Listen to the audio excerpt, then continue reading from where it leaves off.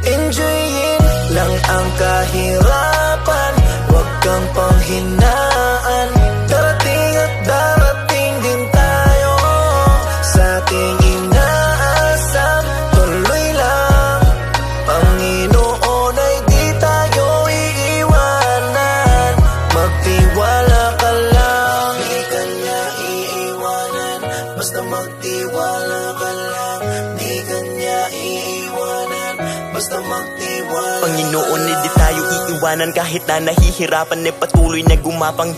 Ituloy mo lang kung anong nasimulan, huwag magkatubili o magalangan. Maniwala sa sarili, umabante at di baling dahan-dahan. Importante, umuusad lang nang walang inaapakan. Danas na ako sa lahat, paghihirap at bigat, makikita sa balat, sa kaliwat ugat, kung paano katawa'y pinaiyak. Sa bawat pagpataka merong aral at inspirasyon na tumatak, dahilan kung ba't patuloy akong